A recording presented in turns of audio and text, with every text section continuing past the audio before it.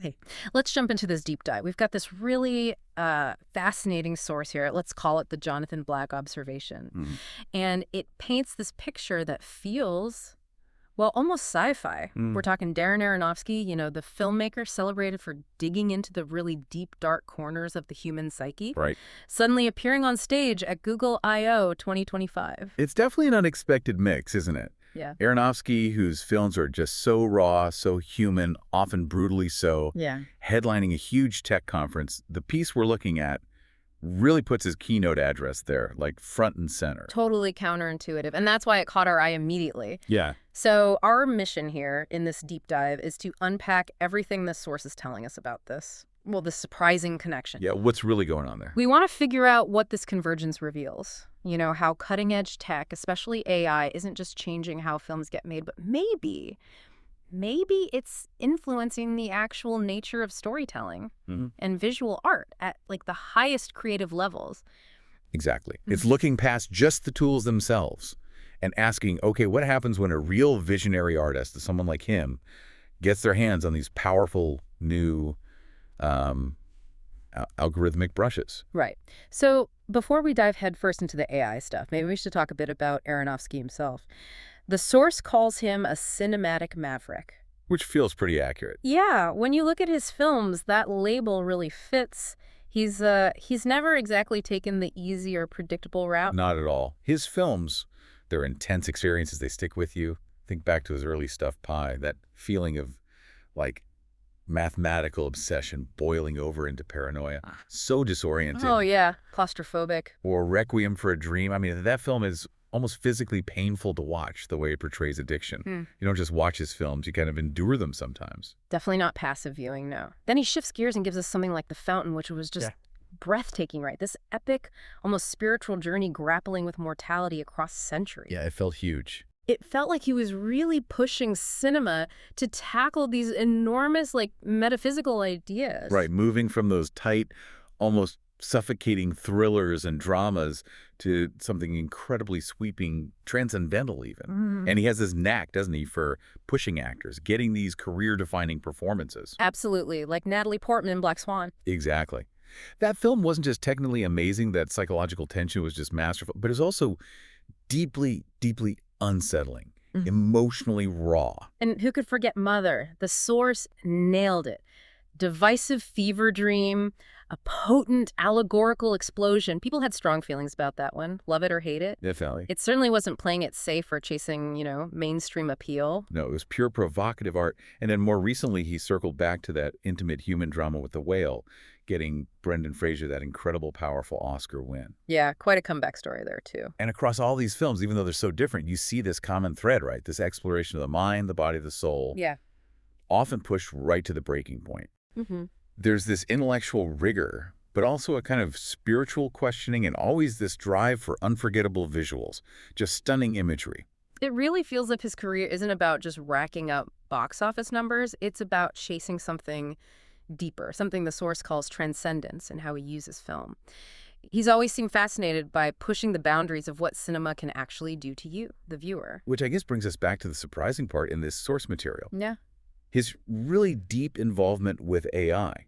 For a director so laser-focused on the visceral, the human element, why algorithms? Why now? That's the big question the source tries to answer, and it makes it really clear this Google I/O thing isn't just, a quick PR hit. No. It's framed as the culmination of years of quiet work, experimentation happening inside his production company, Protozoa Pictures. Years of working with AI-enhanced workflows. Yeah. That suggests this isn't some sudden bandwagon jump, to serious long-term exploration. And the source gives some pretty specific examples of what they've actually been doing. It talks about advanced pre-visualization, going way beyond traditional storyboards. Right. So think about it. Yeah. Instead of just sketching or basic 3D models, maybe AI can generate super complex visual concepts or different versions of environments really fast. Allowing them to explore tons more aesthetic options for a scene, maybe? Or just iterate way faster visually. Exactly. Explore more possibilities before committing. And then there's this phrase,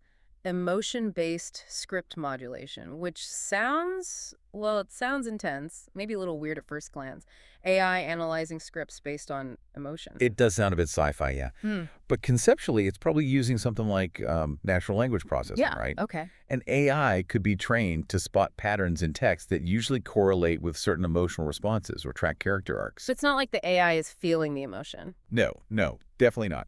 But it's recognizing patterns and maybe suggesting, hey, if you tweak this dialogue here, rephrase this, it might enhance the emotional impact you're aiming for with the audience, like a tool to fine-tune the emotional beats. Okay, that makes more sense. And the last one mentioned was neural net editing ideation, using AI to brainstorm different ways to cut a scene. Pacing, rhythm. Yeah, exactly. Imagine instead of an editor manually trying out, say, 20 versions of a sequence cut. Which takes forever. Right. An AI could potentially spit out hundreds of variations based on parameters you set, like maximize tension here or emphasize melancholy. It's like Yeah. having this super fast assistant who can mock up endless editing possibilities for you to consider. And this seems really crucial. The source is very clear about Aronofsky's perspective on this. He doesn't see AI as, like, taking over the artist's job. No, absolutely not. The piece really emphasizes his view, AI as a potent amplifier or an evolving muse. A muse, huh? Yeah, like a collaborator, like Yeah. a new kind of tool set to unlock creative dimensions that maybe were just out of reach before or just too incredibly time-consuming to explore manually. He seems to be looking for AI to help him push his vision even further, not to, generate it wholesale.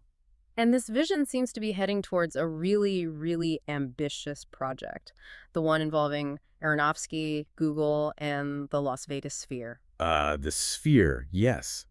The source describes it, and rightly so, as way more than just a massive screen. It's a technological marvel. It really is. It's designed to be this completely immersive environment. We're talking, what, 16K resolution displays that literally wrap all around you? Insane resolution. Haptic feedback systems built right into the seats so you can actually feel parts of the story. Feel the bass or maybe vibrations. Yeah, and that spatial audio tech that makes sound seem like it's moving around you, coming from specific points. It can completely reshape how you perceive the soundscape. And the rumored title for Aronofsky's project there, according to this piece, is Posthuman.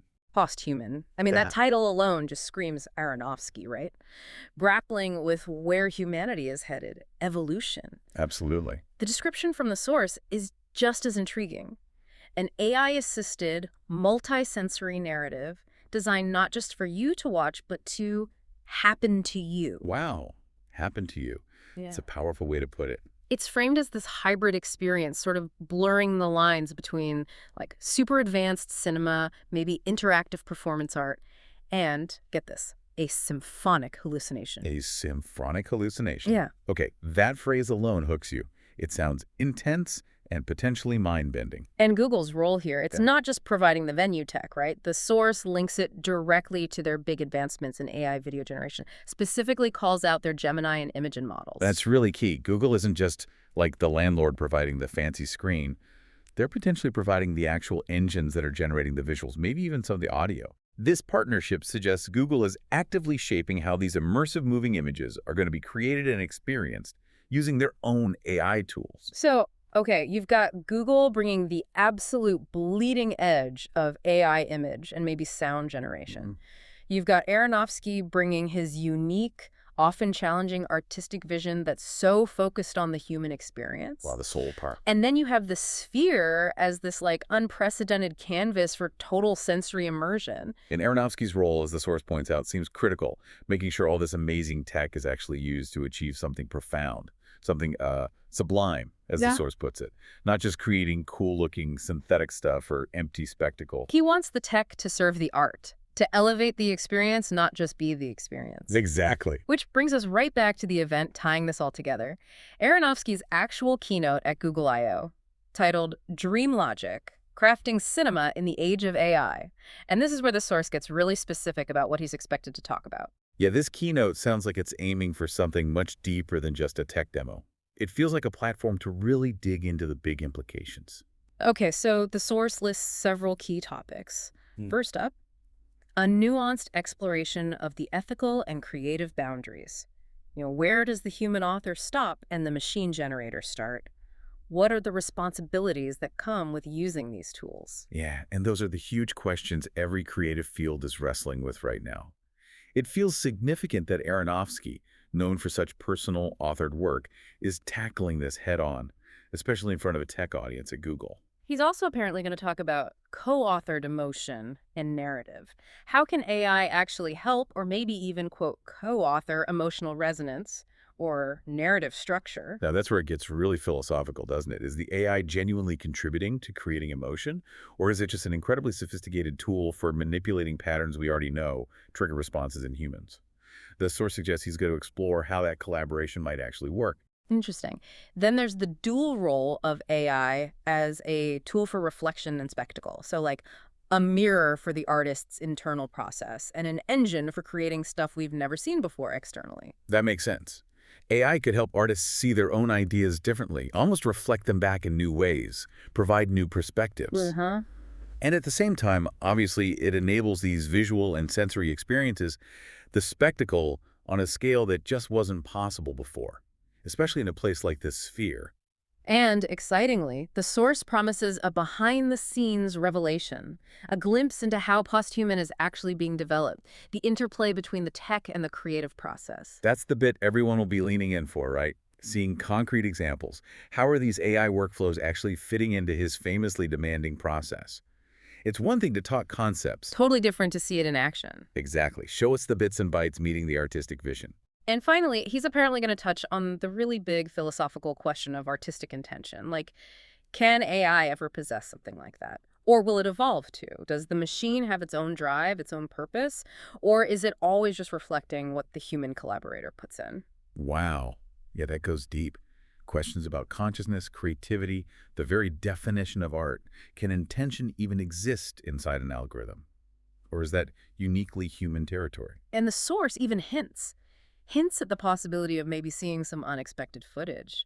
Or maybe an immersive teaser for Posthuman, possibly even rendered live by Google AI during the keynote. Ooh, that would be quite a statement. Wouldn't it? A powerful demo blurring that line between just talking about it and actually experiencing it, which seems to be the whole point of the project itself. Absolutely. It would mirror the goal of the final piece. So let's bring this back around for you, listening right now. Why does this specific situation, this maverick filmmaker, this cutting-edge AI, this crazy immersive venue, why does it actually matter? Well, because, as the source kind of suggests, Aronofsky, with his intense focus on the extremes of being human, becomes this sort of singular, almost shamanic figure, that's the phrase they use, bridging the profound depths of the human soul with these completely new, uncharted digital territories. Right. Storytelling, fundamentally, it's always been about connecting with timeless truths, right? Raw emotions, the human condition. Mm-hmm. The tools we use change drastically, it seems, but that core aim stays the same. And this deep dive into Aronofsky's work really shows how some of the most compelling artists are grabbing these new tools not to abandon those human questions, but to explore them in totally new ways. And this isn't just about big Hollywood movies or giant Vegas spheres. Yeah. This convergence, it's like a really clear, high-definition example of how technology is fundamentally reshaping creative fields everywhere. Writing, music, visual arts, design, all of it. Yeah. It forces all of us, really, to think about the future of art, the future of human creativity itself.